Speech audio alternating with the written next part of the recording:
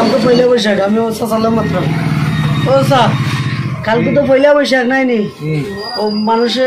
ইলিশ মাছ দিয়া ফান্তা ভাত দিয়া পেঁয়াজ দিয়া খাইব কালকু পয়লা বৈশাখ নাই নি তখন তুই নাচ তার লগে পয়লা বৈশাখ এই আমরা তো পয়লা বৈশাখ বে আমরা গরিব আমরা ফান্তা ভাত কাঁচা মরিচ ইতা তো ডেলি খাই ইলিশ মাছ না থাকো ইলিশ মাছ কিনার যা হ্যাঁ কত বড় ইলিশ একটা 2,500 টাকা এই আমরা যখন ছুটে আসছি তোমরা যখন ছুটে আসলা যখন ইলিশ মাছ নিতাম না নি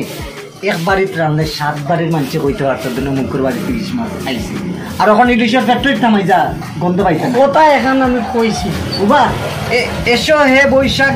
এসো হইয়া দেন তারা বৈশাখ আনবো এই বৈশাখী তুফান আনবো আল্লাহ দিব গরিবজন ঘর দুয়ার ভাঙ্গিয়া নিব গেরা তো ফাঁকাত মাইতে উঠি দিব তারা 8 বছর মনে হয় না এসো হে বৈশাখ ফান্তা ভাত ইলিশ মাছ আরো কাঁচামরিচ আরো হইলা বৈশাখ এলেই হয় হ্যাঁ আর ফিলিস্তিন আর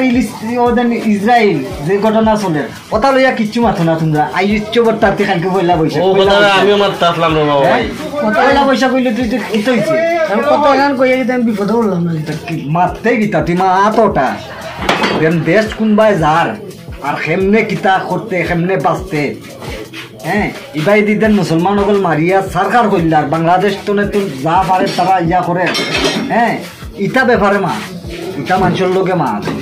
যেন পুণ্যগুলা যেটা আমরা খাইতাম নাই যেটা আমরা ইয়া ওটা বন্ধ করতাম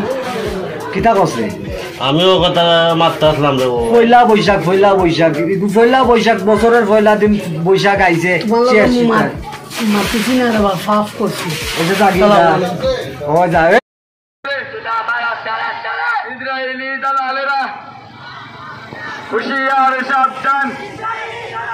ইসরায়েলের দালালেরা ট্রাম্পের দালালেরা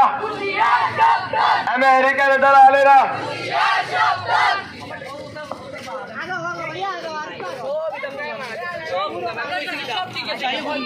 তুই